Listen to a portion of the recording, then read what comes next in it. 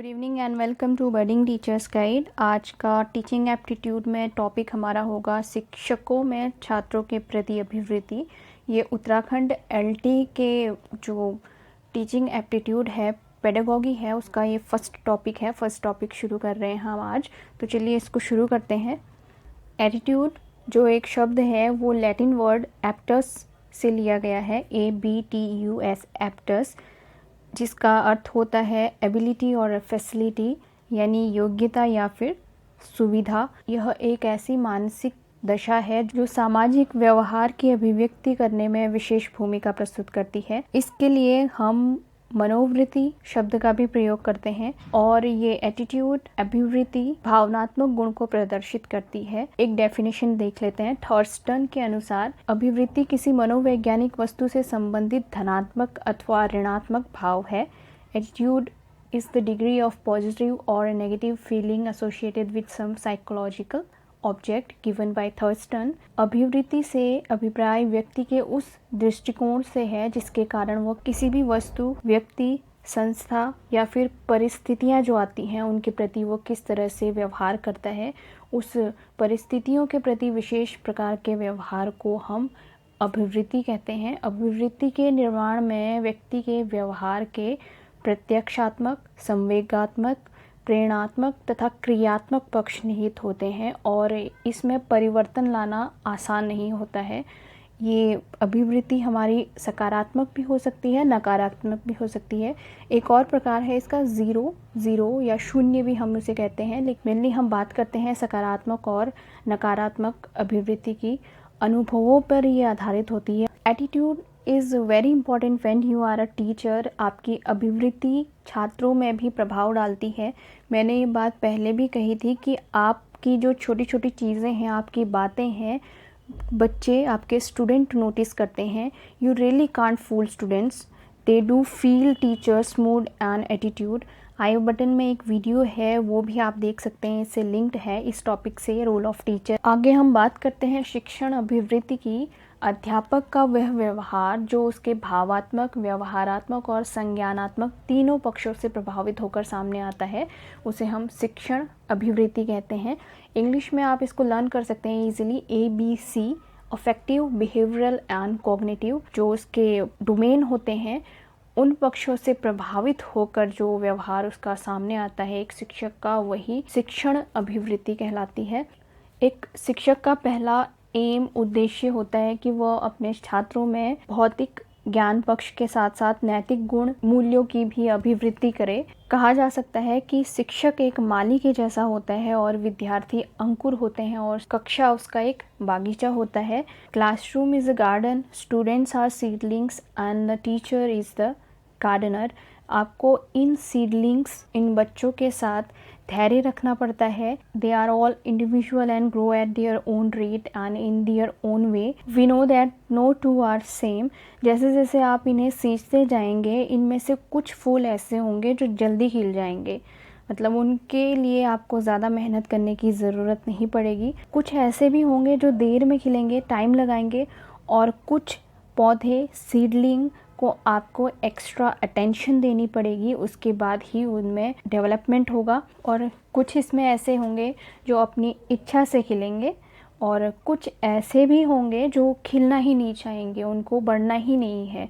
तो ऐसी सिचुएशन में एक टीचर को धैर्य रखने की आवश्यकता है। And it is possible for a teacher, I correct, not for a teacher but for a good teacher to make positive changes in students life. आप लव, केयर, नॉलेज और अटेंशन से अपने स्टूडेंट्स में एक पॉजिटिव चेंजेस ला सकते हैं और यही एक एटीट्यूड होता है टीचर्स का अपने स्टूडेंट के प्रति। टीचर को अपने बच्चों के सर्वांगीण विकास पर कार्य करना चाहिए ताकि बच्चों के जो इनेट कैपेबिलिटीज़ हैं और टैलेंट है उसको वो बाहर निकाल सके, जिससे छात्र सकारात्मक अभिवृत्ति के साथ साथ समाज के विकास में अपना योगदान दे सकें। जैसे जैसे बच्चे नए नए चीज़ों के बारे में सीखते हैं तो उनका नॉलेज भी एक्सपांड होता है और अभिव्यक्ति और क्षमता के साथ साथ उनका कौशलात्मक विकास होने लगता है। अगर एक टीचर की सकारात्मक अभिवृत्ति होगी तो वह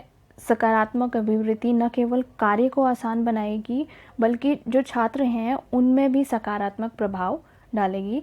और अगर नकारात्मक अभिवृत्ति होगी तो नकारात्मक अभिवृत्ति बच्चों को उसी प्रकार की सोच और अभिवृत्ति का निर्माण करना सिखाएगी। इसलिए एक शिक्षक में सकारात्मक अभिवृत्ति होना बहुत आवश्यक है ताकि वे पूर्ण मनोयोग से अपनी योग्यता प्रयोग कर बच्चों में भी सकारात्मक दृष्टिकोण का विकास करने में सक्षम हो। तो यही इस टॉपिक का attitude of teachers toward student का जिस्ट है। बस इतना ही आपने इसमें जानना है और ज़्यादा इसको कॉम्प्लिकेटेड नहीं करना है इस चीज़ को।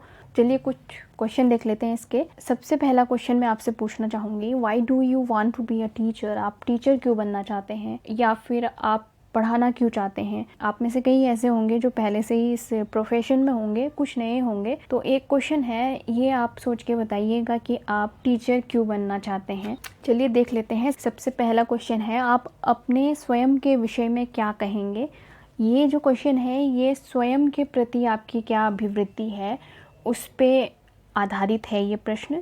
मैं अयोग्य हूँ, मेरी योग्यता क्षीण होने को है, मुझे योग्यता पूर्ति पर विश्वास है या फिर मुझ में योग्यता प्रदर्शन का साहस नहीं है।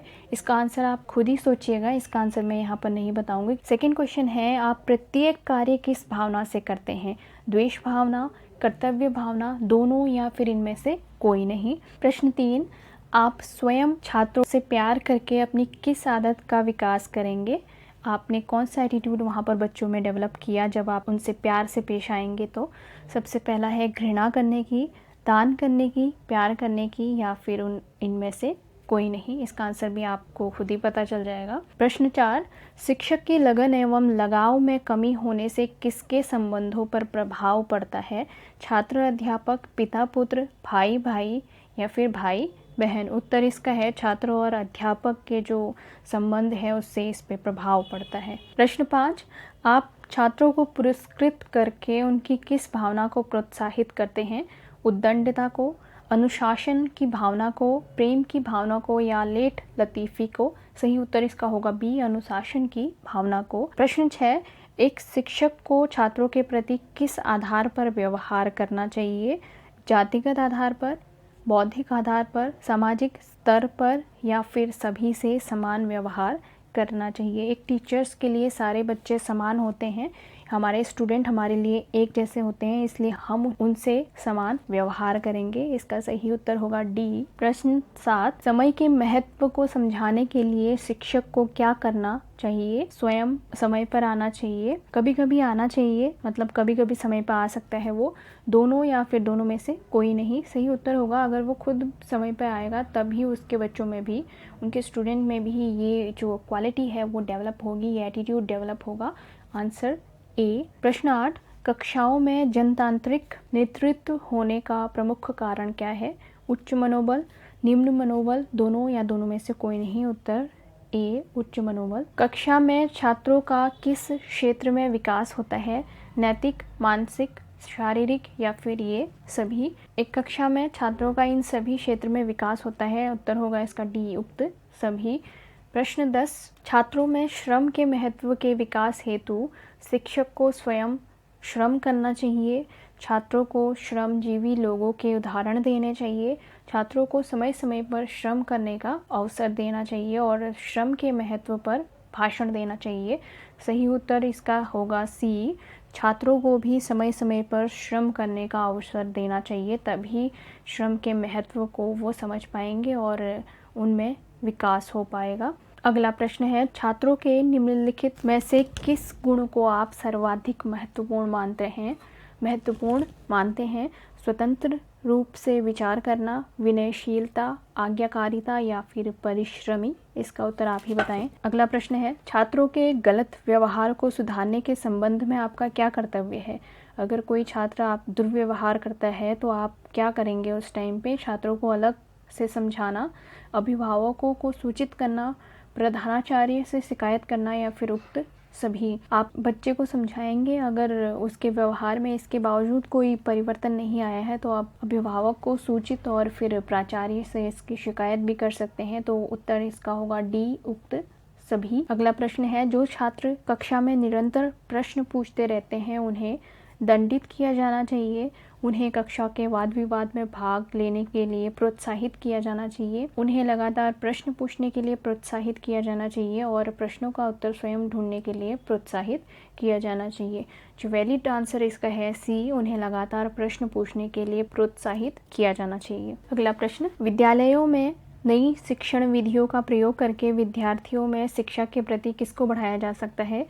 रुचि, भौतिक परिवेश, अनुशासन या फिर जिज्ञासा। आंसर इसका होगा ए, रुचि। अगला प्रश्न है, कक्षा में सृजनात्मक चिंतन के विकास हेतु शिक्षक को चाहिए कि वह कक्षा में उन्मुक्त वातावरण रखें, छात्रों को नियंत्रित रखें, उन्हें परंपराओं से न हटने दें या फिर कदम कदम पर उनको सही दिशा प्रदान करें। इसका आंसर होगा उन्मुक्त वातावरण रखें, ए। अगला प्रश्न है, शिक्षक की कथनी और करनी में भेद नहीं होना चाहिए। ये कथन किसका है? ये कथन दिया था महात्मा गांधी जी ने कि शिक्षक की जो कथनी, जो वह कहता है और जो करता है, उनमें भेद नहीं होना चाहिए। अगला है, शिक्षक छात्र के लिए पिता की स्थिति में होता है, मित्र व हितैषी की स्थिति में होता है, माता की स्थिति में होता है, या ये सभी? एक शिक्षक अपने छात्र के लिए मित्र व हितैषी की स्थिति में होता है। Answer B. 18 क्वेश्चन, कक्षा में छात्र छात्राओं का ध्यान विकसित करने के लिए आप छात्र छात्राओं में जिज्ञासा का विकास करेंगे, बच्चों को कहानियाँ सुनाएंगे, भाषण ठीक प्रकार से तैयार करेंगे और कक्षा